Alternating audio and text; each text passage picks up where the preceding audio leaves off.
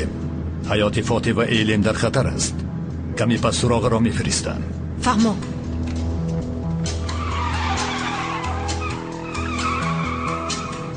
خب ما چی گفته ایستاده بودیم؟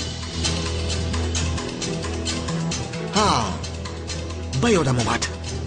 انا اینجا بودیم. این آخرین امکاناتت است. سخت پشیمون میشوی. با من میگویی؟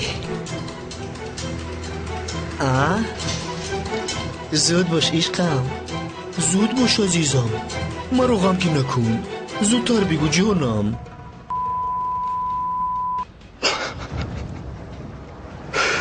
آفرین عزیزم ایلین. این سخنها به تو نمیزیبند. این خیلی باشد ما سر نکنیم. مرد سیکو صدا بلند نکن. شد تمام. این در تنها تو رو میکشد و خلاص. برای همین داد و فیغان نزن.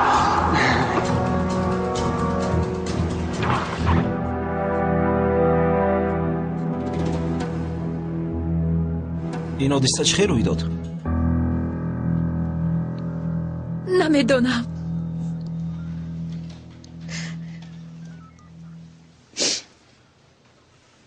تنها میدونم که وقتی به خود آمدم دستانم خونالود بودند.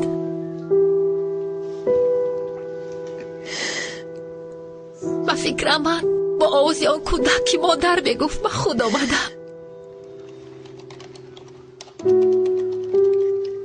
من گناهکارم، ولی قسم میخورم که ناخواست شد.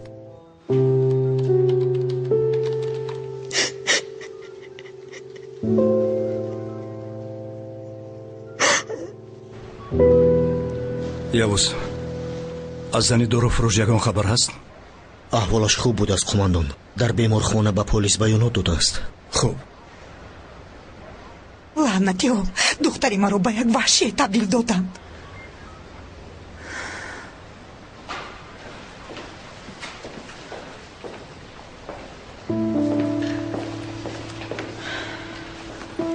اپای گولر عزیزم چی حال دارید؟ هیچ. نزلی چخیل؟ کسی آسیب جدی نبرداشت؟ نه کسی آسیب نبرداشته است.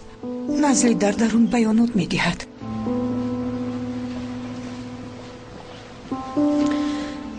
عاقبتش بخیر شود اکه اردیم. تشکر بهار.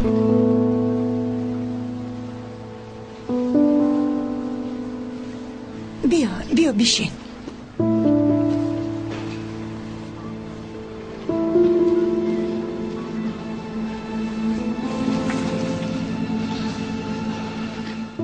سلام.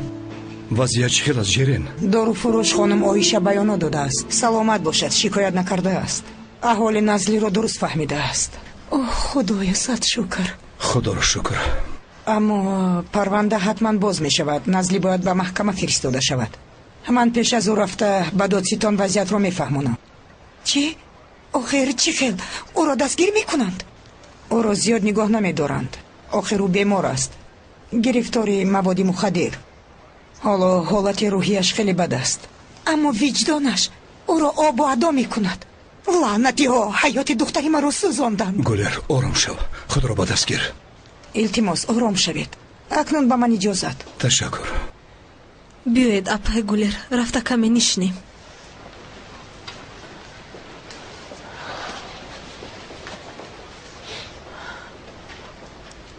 یوز، تو با من گپی داشتی.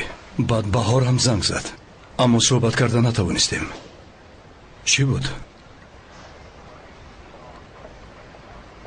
بعد صحبت میکنیم قماندان. یوز بگو، چی گپی که هست بگو، گوش میکنم. بگو.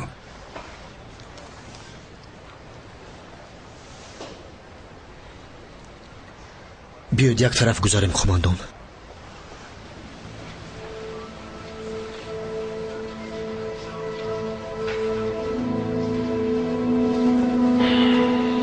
چی شد یوز؟